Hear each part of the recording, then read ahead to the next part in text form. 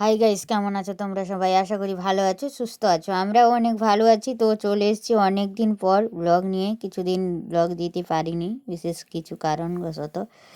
তো সব কারণ তো বলা যায় না। তো যাই হোক, এখন সকাল সকাল রান্না করতে বসে গেছি। টিউশন ছেড়ে দিয়ে রান্না করছি। 8:30 মতন বেজে গেছে। একটু তাড়াতাড়ি টিউশন ছেড়ে দিয়েছি। তারপরে চাউমিনের জন্য জল গরম করে নিয়েছি। আর একটু ওই ভাজা ভাজা আমাদের এদিকে বলে এই ব্যাডমিন্টন ভাজা, এগুলো ভেজে নিলাম। আর একটু চাও বসিয়ে দিয়েছিলাম, বাটিতে করে চা করেছি। সসপ্যান তো স্টিলের সসপ্যান ছাড়া তো ইন্ডাকশানে করা যায় না। স্টিলের সসপ্যান ছিল না, তাই বাটিতেই বসিয়ে দিয়েছিলাম। চাটা করে রেখে দিয়েছি। যেমন চাউমিনটা একটু ভেজে নিলাম। তারপরে এই যে এখন এইটা রান্নাটা করে নেব। ডিমটাকে একটু ভালো করে ফেটিয়ে নিচ্ছি, যা একসঙ্গে মিশে যায় যাতে মিশে। এখন রান্নাটা করে নেব চাউমিন।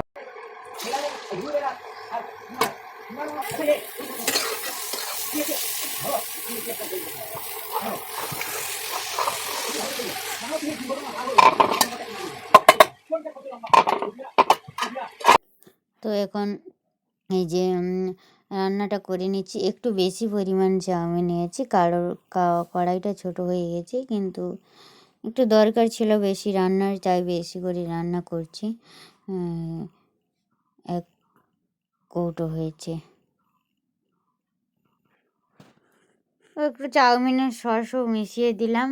আর যেহেতু তাড়াহুড়া ছিল, মানে আবার ভাতের রান্না করতে হবে, তাই একটু তাড়াহুড়ো করে রান্না করেছিলাম। তো চাউমিনটা বেশ ভালোই হয়েছিল। তো আলু দিয়ে করেছি। এই যে এসছে, তো ওনাকে খেতে দিয়ে দেবো।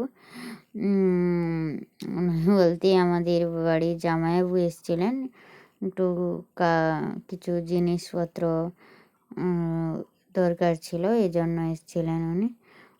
না, জিনিসপত্র বলতে উনি বাজারে কি জিনিস নিতে এসেছিলেন, ওনার দরকার ছিল, তাই। তো খেতে দেওয়া হয়ে গেছে। আমি এখন স্নান টান সেরে রান্না বসিয়ে দিয়েছি। আর এই যে সব কিছু ভাজা হবে একসঙ্গে, মশলা দিয়ে সবগুলো ভাজা ভেজে নিয়েছি। এখন মশলা দিয়ে একসঙ্গে ভেজে নেবো, নাহলে মশলাটা পুড়ে যায় তো আমাদের, আর ভাজাগুলো কালো কালো হয়ে যায়, তাই একটু একবারে মশলা দিয়ে সব কিছু ভেজে নেবো। আর পটল তো আমরা ছাড়িয়েই রান্না করি, ওটা টেস্টি বেশি লাগে। তো তোমরা একবার ট্রাই করতে পারো।